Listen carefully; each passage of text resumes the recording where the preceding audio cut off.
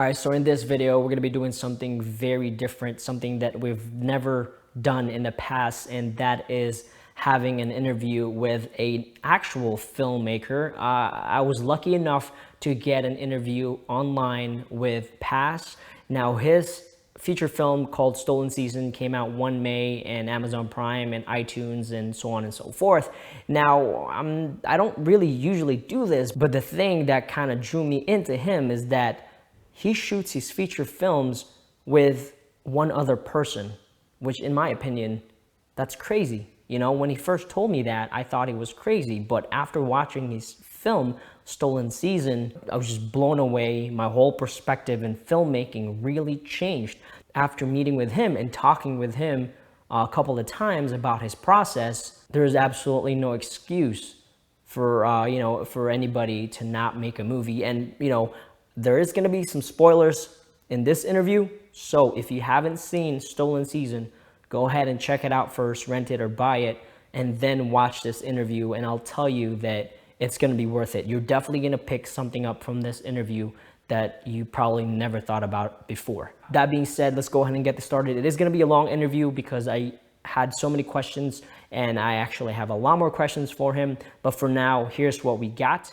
Thanks for wanting to meet with me, man, because we've talked in the past before, and when you told me about how you do these things and how you shot your films, I was like, this dude's crazy, because I mean, everything that you told me kind of went against with what I thought filmmaking was about. This whole time I was like, oh man, okay, so I want to do this. I need this, and this, and this, and this. For the longest time, I thought I needed all these things. And then, I talked to you for the first time. I was like, there's no way. I absolutely, like I just said, there's no absolutely way that you can just take like an audio guy and just shoot a feature. Yeah, so so I just released right now my new film Stolen Season, and Right, so that's my second one. My first one was in 2016, On the Horizon, and but right. mostly for the past 15 years, 20 years, I've been doing this kind of a low budget. How can I make something big with absolutely nothing? Yeah, And so mostly it was always about, I don't want to wait about, I don't want to wait about money. I don't want to have a big crew. And mostly I live in Montreal. I'm French Canadian, but I don't shoot here. So mostly when it's time to go in the States or in Europe, if you have a lot of people, crew member that you have to fly with you, just that alone is going to cost you, a shitload of money. yeah. And but then, even if you hire people here and there, I don't know. For me, it was just, let's just go and create. Stop waiting. Stop just stressing about the money aspect. So with time, but that's the thing. When you start, even for me, my first short film, it was just freaking horrible. But the more you do, the better you get. And so with time, at 2015, I said, okay, I think I'm good enough to go attack a feature film, because short film is one thing, but a feature film is, it's kind of another step. It's the same thing, but just longer, bigger, and Right. you have to attack the thing the same way. So yeah, I did my first feature film and it worked well, and I did my second. I just shot my third last year in 3 countries. This one was crazy. It's called April Skies, and this one, I think I showed you info Yeah. about it. So it's it's 3 kind of 30 minutes film, all interconnected together. It's a feature film, 3 Yeah. stories, 3 countries, 3 languages. So it was in Swedish and French and Icelandic. And so that was like a crazy challenge, but that film cost less than $10,000. And why? It's because, well, I'm kind of going forward, but why? It's Yeah. because I didn't want to, again, wait for money, but mostly when I finish my first feature film, On the Horizon, and I did my taxes, I checked the bill and it cost me around 50 grand. And I said, where did that money go? And so I did the next one, Stolen Season, and it was the same thing again. I finished that film and I said, fuck, it cost me almost $35,000 just to pay the actors, to fly them, the insurance, camera rental. The film itself cost around $5,000 once you're there and you're shooting. So Yeah. that's what I said. Now, from now on, I don't want to do that. So that's why the last one I did would cost me $7,000, but it looked like $1 million. because you don't, you use natural, I was in Iceland, I was in Paris, I was in Sweden. So just visually, it's like it cost $1 million, but you use natural element, the nature and stuff like that. So it doesn't cost anything. And I just flew with a sound person because that's my crew. Mostly it's one person because I know I can do a lot. And I know that sound is just a different beast and I cannot do sound. So I said, I'm going to go find a good person. And after that, that's it. I know with the camera and with the rest, I can make things look big and beautiful. So mostly the thing was, I don't want to wait about anybody. I just want to go and feel free to go create, because so many people nowadays, they just think you need to have a lot of money to go create something, but they don't think of how can they make it for that type of budget. And mostly my tips is, found, for example, the last one that I did was I found local actor, people from Paris, people from Sweden, people from Iceland. So this way you don't have to pay for hotel. You don't have to fly them. You don't have, all that logistics. You just have to eliminate that. So mostly it's my ticket, her ticket for the sound person, hotels, food, and that's it. Location wise doesn't cost me anything because it was just, I was using almost a natural element. I found in Sweden, it was my Airbnb. That was my location. So where I slept was where I was shooting.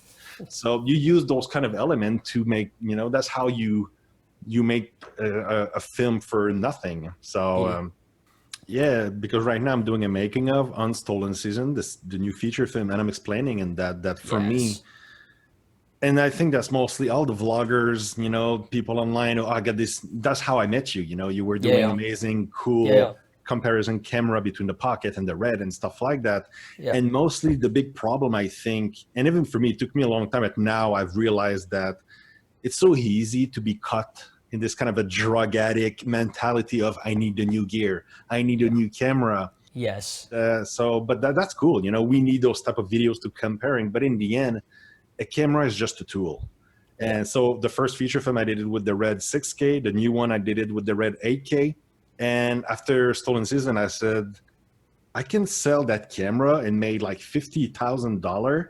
And because I was showing my girlfriend and I said, do you see the difference and between a Red and the Fuji? And I think I told you that story. And she says, I don't see the difference.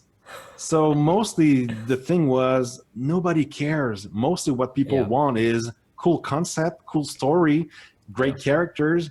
And once you're in it, they want to see cool camera technique, but no one's going to say, oh, that camera got a lot of dynamic range. It's beautiful. You know what I mean? So that's why the third one that I did in Europe, I did it with the Fuji X-T3 with the gimbal. And it was the most fun that I've ever had compared to the Red. The Red was bigger. I didn't put it on a gimbal, and now I got the Pocket 6K, and I love it. And smaller. A tool is just a tool, but mostly, like you said, the writing is the most important part. You can have the craziest visual, amazing location, but if your story and character sucks, you don't have anything. And that's, for me, I've learned the hard way. I did my first feature film, and that was the thing where after that film I was kind of a little depressed because it was a good 4 years of preparing, making that film, getting it out, and people loved it, some people hated it, and it was okay, what worked, what didn't work. And mostly what I've learned is I need to get better writing. And because the first one was I had the soundtrack, I had cool actors, I had amazing, the White Desert, I had Castle in France, the Salt Lake in Utah. So visually it looks freaking stunning, but the depth of the script was a little bit lacking. I'm super proud of it. It was my first feature film, but that was my challenge for the next one of how can I get better? And mostly that was the thing. I said, I'm going to go out of my comfort zone. I'm going to do something that I've never done before. And I'm just going to focus on the writing itself. And how can I make the best story possible and then get the best actor? And once you have those professional actors that really makes a big difference and they love the story, and then you know that you have a strong story, at least for what at that moment, then you're going to see a big difference. But script is the most important part. But one thing that I've to finish that point is that so many people say you need to write a lot to get better. Yes, it's true in a way, but for me, what I say is you can write 8 scripts if you want, but if you don't produce them, if you don't produce, direct them, edit them, launch them into the world, get bashed, get destroyed, see what worked, what didn't work, what is the reaction, and did you win festivals that no one cares? Did you make money, not money? What was the main critic of it? And then after that, you can really go back at writing the script number 2 and say, oh wow, I've learned so much from that. Yeah. Now let's write in a way that I know what I didn't as my mistake, and then I'm going to fix it. I'm going to make them better. So that was the thing with my first one to the second one. And then when I finished the second one, I said, okay, cool, I've learned a lot. I'm not going to do the same thing in the third one. So I don't believe that just writing a script and reading a script, yeah, you can learn some of the basics and you get the idea, but really where you're going to shine is when you go make it and you go fail. Yeah, no, that's for sure. I mean, I totally get it. And even me, I mean, I'm horrible with this. I mean, I've always wanted to be a filmmaker, but being afraid of, like you said, just being afraid of throwing yourself out there. I'm actually afraid of sending anybody my script, you know what I'm saying? Because I feel like, oh, dude, it's terrible, So I get what You're always saying. going to be your worst critic, always. Yeah, exactly. But yeah, so let me get my second question here. So But my question to you is that I know you made a lot of videos about comparison cameras and your vloggers and stuff like that, but did you, like you just said, you're afraid, but is that a desire of you to really go start directing? Yeah, so the whole YouTube thing, because it's like, I think about it this way. You can make a really great movie, right? But if you don't have an audience, it would kind of suck. So my point right now is I'm just trying to get as much subscribers as I can, like 10,000, 20,000. So when I do make something, I actually at least have 20 grand to show it to. But the best way for you to go at it, and my advice would be, don't start too big, because it's just going to be, if you're afraid now and you didn't do nothing, imagine if you say, oh shit, I have to, let's say, even if it's a short film of 10 pages, I think it's way too much. Start with 2 pages or 3 pages max, something that you can do like you can do it in one day. There's going to be 2-3 minutes, and just learn from that. Try to make something as good as 2-3 minutes. And then if you master 3 or 4 or 5 films like that of 2-3 minutes, and you feel, I log them, I know my editing perfectly, I know exactly how to frame, to compose it, how to make the good score, the music, and casting great talent and everything. And if you feel like you're really winning and you've made something amazing with just a 2-3 minute short film, then if you mastered that, then after that, I would suggest you can try something longer. And if you master the longer, then go for the feature film. But again, for me, the shorter part, under 5 minutes, I felt that I've done it. Yeah. But I've never felt the necessary of, I'm going to go make something of 15 or 20 minutes, because if I'm at the stage of writing a 20-page, 25-page script, screw that. I'm going to take 1 more month and I'm going to finish as a feature film. You know what I mean? So I would just focus, for you, just do something where it's not daunting, it's not scary. Just focus on 2-3 pages. You can write that in 1 hour max. It's something super easy. But then go make it, and make it the best thing possible. Use the location that you have.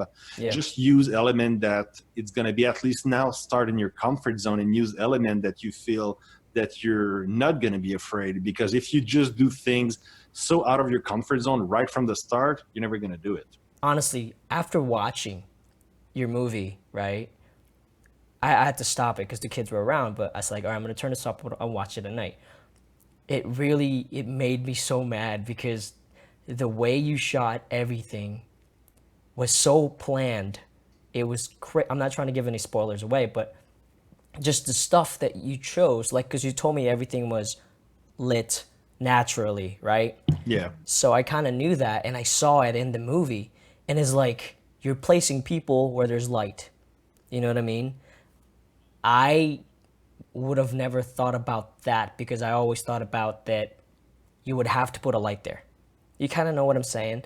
Like, the way you picture locations and you shot it, I mean, you planned it a lot, right? It wasn't like you're walking around and like, oh yeah. No, of course. And yeah, each location was planned before.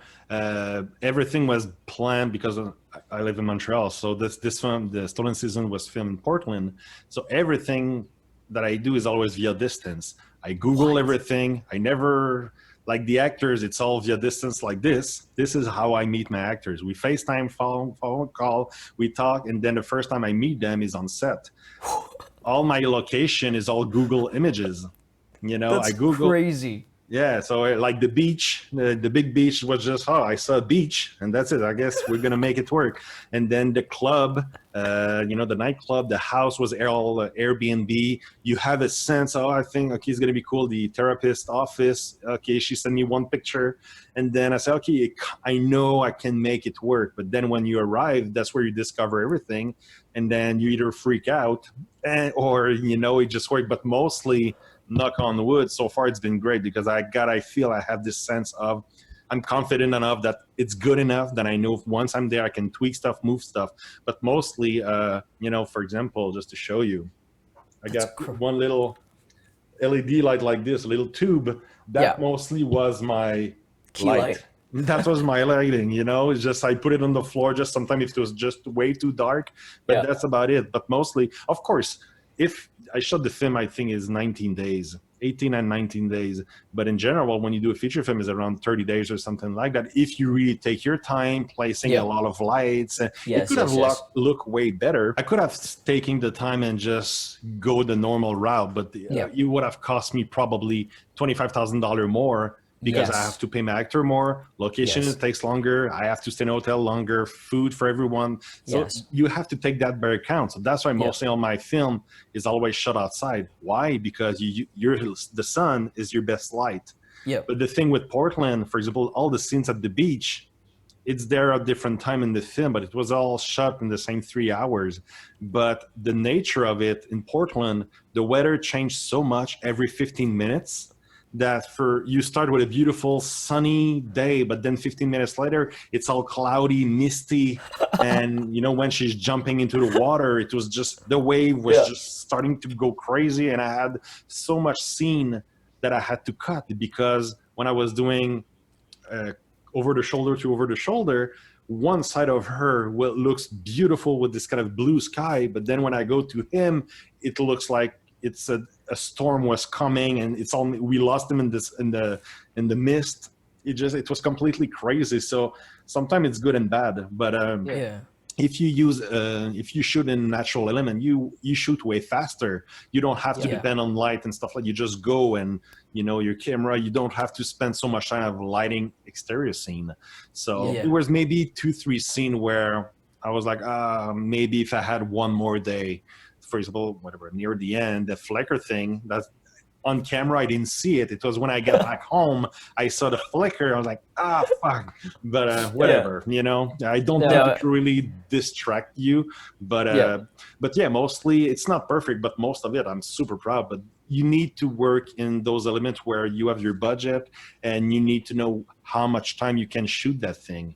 And, go ahead.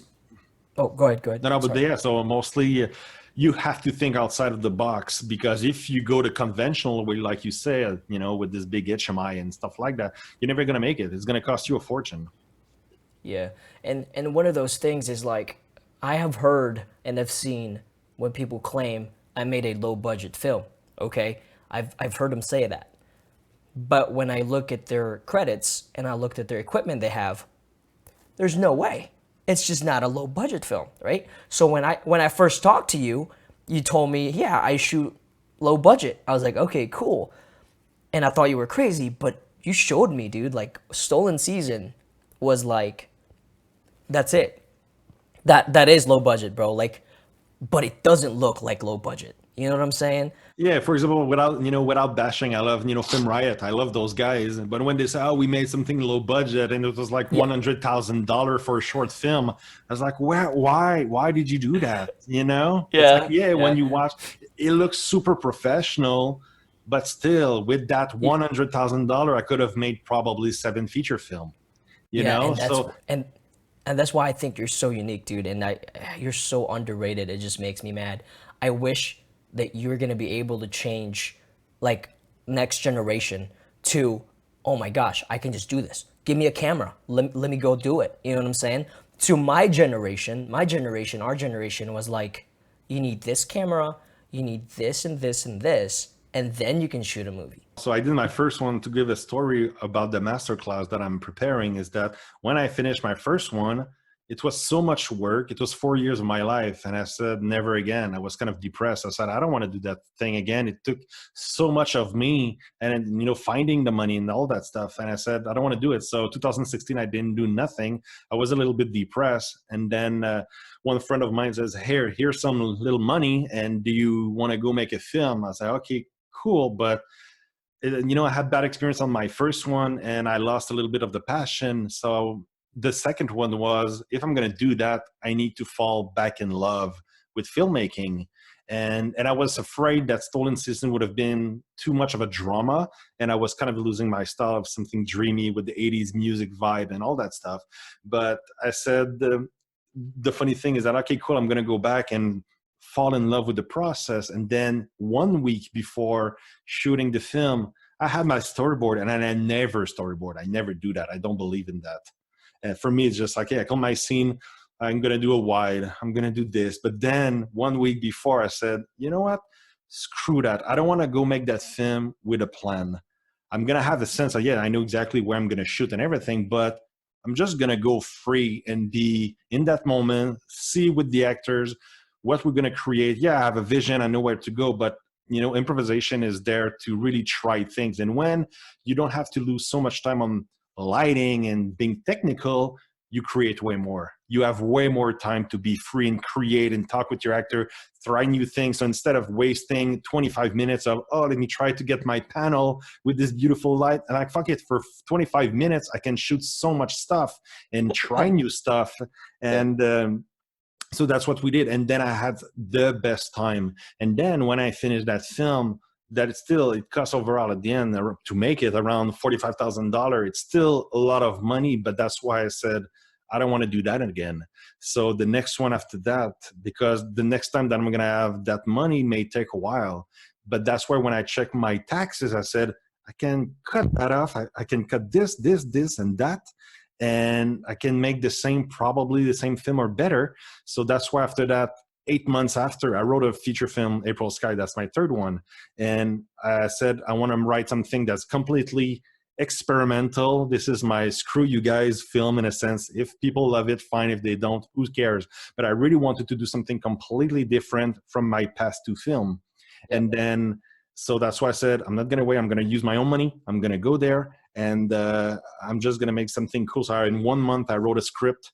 And then, so we finished Stolen Season at the end of September. And then April, I was shooting April Skies. And so that was my third film, The Three Countries. And then it cost me around $7,000 to make. And I said, that's it. That's my new way of making film, because it's easier to make your money back. Yeah. And it's not a big risk. And it's not like I'm going to go in debt if, for example, it doesn't make money or whatever. And then now I'm shooting the fourth one, A Night Without Tears. And then after that, I'm going right away shooting my fifth, because my goal was to shoot 5 films, completely different from each of them, trying completely new different technique, because the first 2, I've used the same red, all handheld. Now, April Sky, I shot everything on the gimbal. The next one is going to be all the same thing on the gimbal. The fifth one is going to be kind of a mix up of everything to finalize the chapter of those 5 films. And then I'm going to sit down and make a masterclass on how did I make those films? How did I make those 5 films completely different? The good, the bad, the ugly. How did I find the money? How did I make the money back? It's going to be really a big masterclass, not just on technical camera. I don't really care about that. It's mostly about the psychology of what it takes to make a film alone, without a crew, with just a sound person around the world, because the mindset is different. The technicality is different. Just for example, there's nothing more depressing making a film when you're all alone. Because, for example, when it's time to go fly somewhere in Iceland and you have your backpack full of your gear, you're all alone taking the plane. It takes you 18 hours all alone. Then you have to drive the actors, take care of the actors. It's a lot of weight, and you need to be so strong. You need to be mentally strong to be able to, to have that drive and passion. Then you have to motivate everyone. You need to be focused on the film. You need to go do all your backup and everything. Then you wake up and you don't sleep. You do everything again the next day and again and again. And so, yeah, it's a really big masterclass on how did I make those films, from writing, post-production, production, how did I direct it, how, you know, when plan A doesn't work, plan B doesn't work, what do you do when plan C kind of work, what do you do when the location that you had in mind that doesn't work. And so it's going to be probably like 7 hours of everything that I've learned in those 5 films. And I think that's going to be what you said. I talk a lot, but it's going to be something like, you know, like you said, that I want those films to be the example of, guys, shut up and just go do it. You can do it. Stop thinking and just, you know, go operate. And so many people just stop because they think the conventional way. And I think the good thing and bad thing about all those vloggers everywhere, it's cool. Everyone wants to be a vlogger. They all want to talk about text. They're going to shoot stuff, but sometimes they just stick to that type of, we need that type of lighting because that new aperture 130, whatever, you know what I mean? All those new lights arrive, new camera, and they just focus, they forgot to focus on the story. And that's mostly the most important part. So for me, that's kind of where I'm coming from. Of, I don't really care about the perfection of each frame. I want to make sure that each frame is as emotional as it can be, that fit the story. And of course, there's people who shot amazing stuff that are way better than me, but I feel that I have my style and I have my way of working that I think in the end it works. And when you watch the product, the film, and you realize that, oh, look, it was done absolutely with no crew except one sound girl, then your perspectives change a little bit. Yeah, no, and that's the crazy thing. I looked at that credits, man, and that is probably the shortest credits I have ever seen. Yeah, the The credit is movie, just my name mostly. and yeah, it's all your name. You should have just wrote it in big letters. But yeah, Yeah, it's just, in the end, it's just a state of mind. You know, it's nothing else. It's just a state of mind. And but you know, I hope that's the thing. It takes a while. Stolen Season was shot in 2018, and you know, we're going 2021. It just takes time. You take the time to prepare them, to shoot them, to release them. And but you know, for some reason, Stolen Season took me around 8 months of edits. And now I'm editing the new one, April Skies. And in 1 month, I had almost done what I did in like 6 months of Stolen Season. So sometimes each film just have a different process, and some are just way faster than others. And but yeah, it just takes time for me to release. And now because of the freaking COVID bullshit, it's just there's you know, all the festivals are dead, nothing is working. So right now I was releasing my film right now, and everything is kind of dead. But at the same time, who cares? The goal is just you have to move on. And but yeah, I'm trying to release one film a year. And but I've already started the masterclass. You know, I'm recording and preparing everything as I go along so that I don't forget. And so the masterclass is going to be kind of shot over 2-3 years now. But yeah, my goal is just to be at the end to show that you love my film or not. That's not the point. The point is just understand what I've tried to do, and I hope that people can just, you know, be inspired and go do something like that.